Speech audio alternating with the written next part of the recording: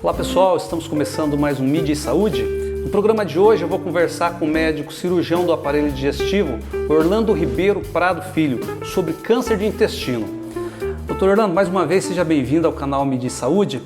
Quando se fala em câncer, existe uma certa associação com morte, mas é notório que a ciência avançou, a medicina avança a cada dia e esse conceito mudou, né, doutor? Não é bem assim como se for pegar 30, 40 anos, que a associação era demasiada.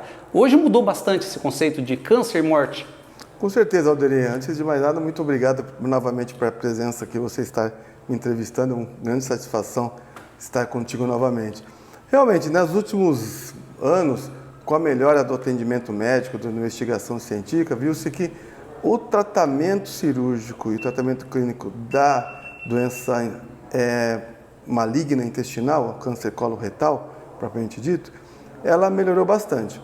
Então, quanto mais cedo se fizer a investigação e se fizer diagnóstico, é possível oferecer até uma chance de cura para esses pacientes. O diagnóstico precoce é descobrir a doença numa fase inicial que vai levar ao tratamento efetivo e à cura, né? Doutor, aproveitando, o intestino, assim como outros órgãos, tem sua função específica, evidentemente, né?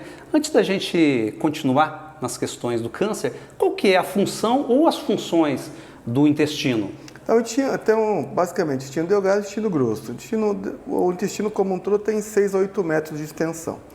Basicamente, ele vai servir em parte para absorção de nutrientes, alimentos, proteínas, vitaminas e água, sais minerais. Então, várias funções são decorrentes para absortivos nutricionais, são responsáveis, até o intestino delgado e grosso são responsáveis. É possível até perder-se parte do intestino e mesmo assim conseguir-se ter uma boa absorção alimentar. Então é importantíssimo esse ponto principal. O que a pessoa precisa fazer para a manutenção de um intestino saudável? Alimentação, exercício, enfim, porque os órgãos precisam ser cuidados, né? E os hábitos têm uma interferência, têm uma influência direta no bom funcionamento do intestino? Com certeza. Um bom hábito alimentar é primordial. Então nós temos que, no Ocidente, nós temos uma dieta muito processada, multiprocessada. Então isso daí dificulta muito o trabalho do intestino.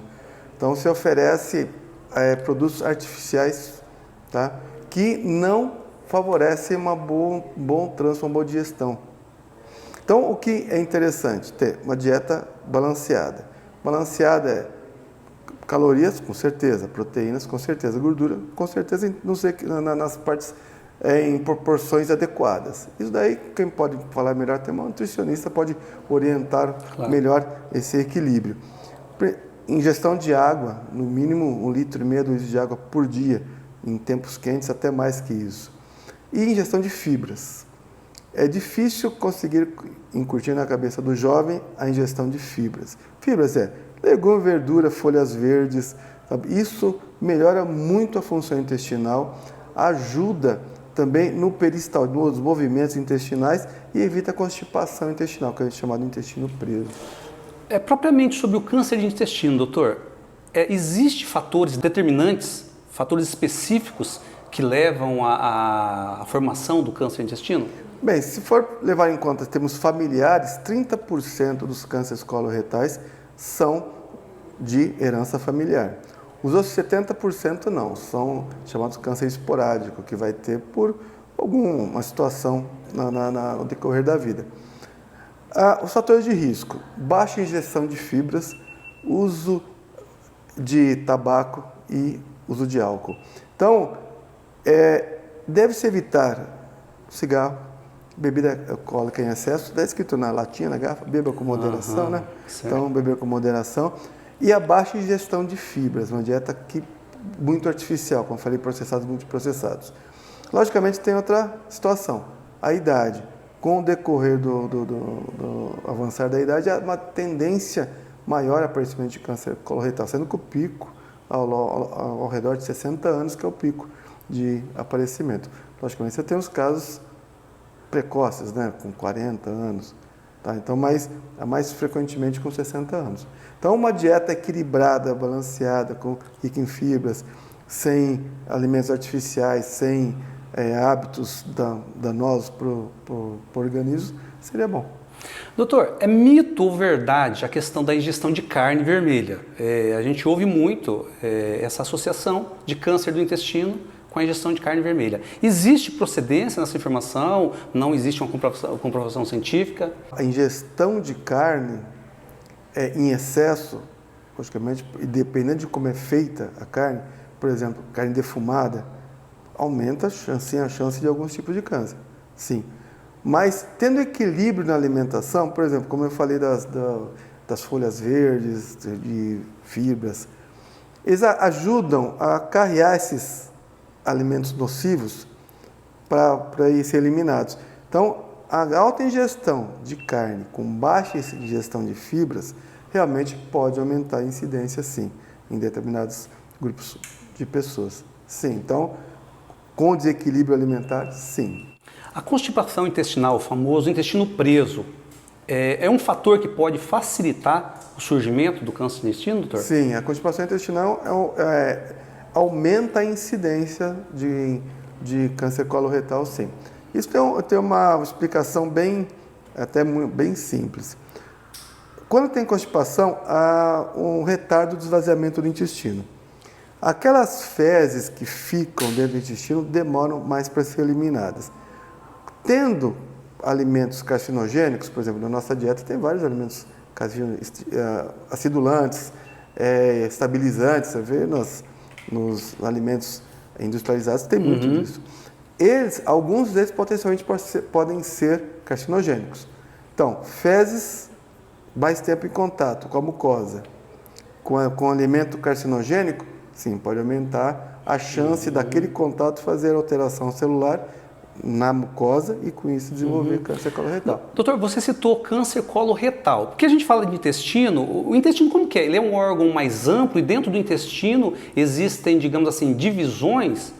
Sim, basicamente o intestino delgado, que são o intestino mais fino, que se chama delgado, que são mais ou menos uns 4 a 6 metros de intestino, e o intestino grosso, mais ou menos uns 2 metros de intestino, tá? Que é mais dilatado, e há diferenças de funções. O intestino delgado, mais absorção, proteínas, caloria, ou açúcares, gorduras. Intestino grosso, água, sais minerais e local de produção de algumas substâncias que as bactérias do intestino produzem.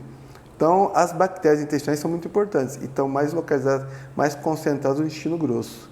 O que o paciente tem que atentar no que se refere a manifestações? O câncer de intestino, ele apresenta sinais de alerta, apresenta sintomas que levam a pessoa a presumir que trata-se realmente dessa doença? Infelizmente, quando está avançado, sim.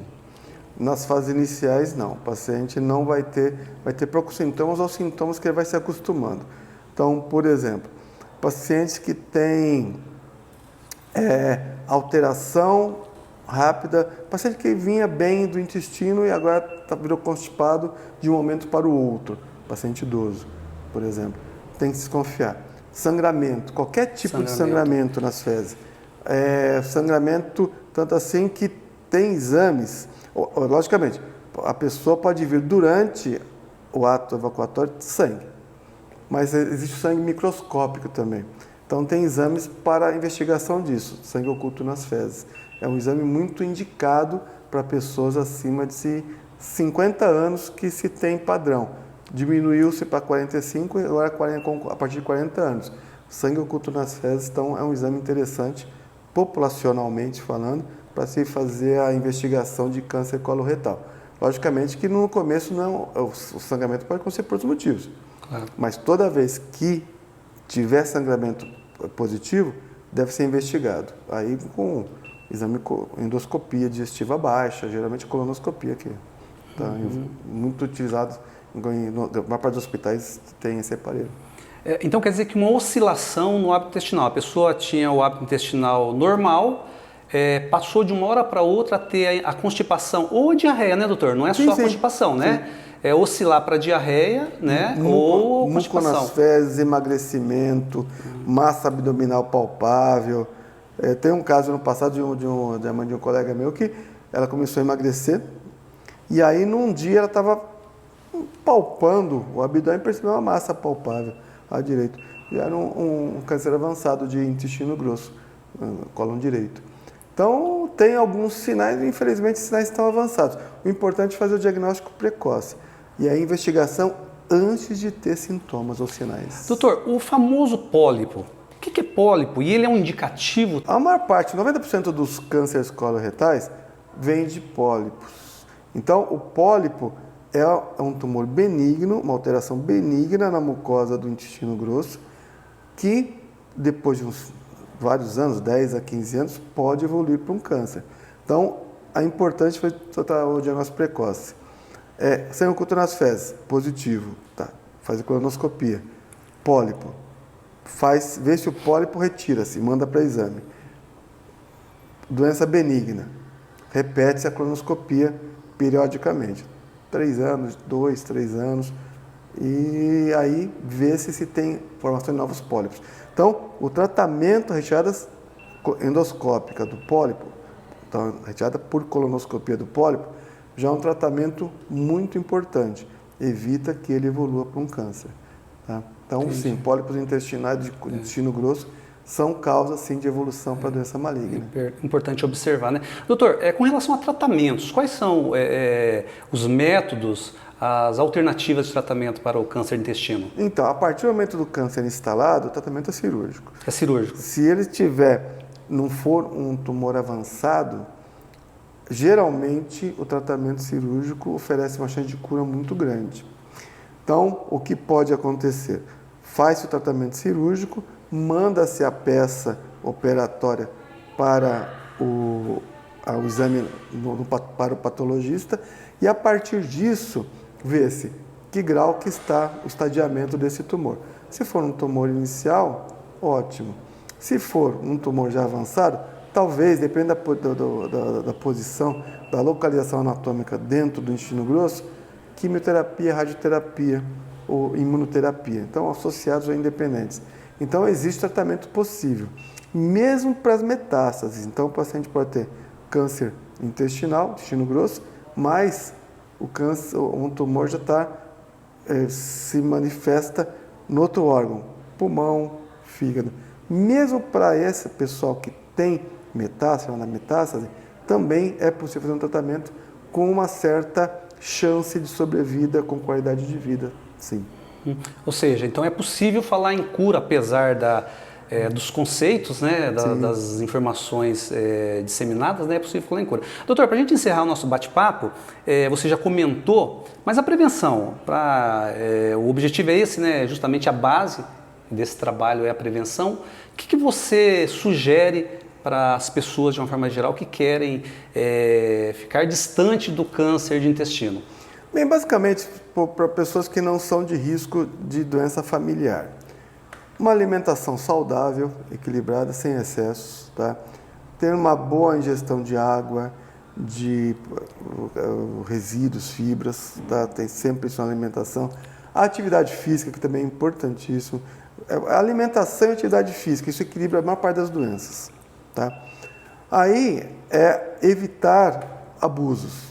Então, alimentos industrializados em excesso, o cigarro, bebida alcoólica em excesso, tá? Isso daí faz com que haja um equilíbrio dentro do próprio organismo. Não pensar só no intestino, pensar no organismo como um todo. Para as pessoas que têm história familiar, aí a investigação, além de levar essa vida com essas orientações, também fazer a investigação precoce. Então, paciente que tem, vamos supor, numericamente, alguém na família que teve câncer aos 50 anos, aos 40 já comecei a investigar. Tira 10 e investiga. Por quê? Porque é possível conseguir diagnosticar o pólipo e evitar a evolução. Tá? Então, existe a possibilidade, sim, de tratamento, até investigação precoce nesse caso. Dentro dessa investigação está inserida a colonoscopia? Com certeza, importantíssima a colonoscopia, porque é um exame endoscópico que consegue localizar o problema e biopsiar, ou no mínimo tirar o problema, ou biopsiar para fazer uma investigação para ver a conduta mais adequada. Sim, a colonoscopia é importantíssima. É um exame desagradável, em parte, mas muito necessário. Doutor Orlando, mais uma vez, obrigado pela entrevista. Doutor Orlando é um grande colaborador da mídia de saúde, de longa data, mais de 2 décadas, né?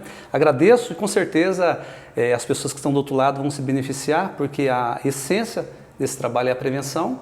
E por meio da prevenção se evita muitos problemas e sérias consequências para a vida. Não só organicamente falando, né, como para a mente, né, porque um problema quando afeta o corpo físico, automaticamente a mente também é afetada, né, doutor? Concordo com você.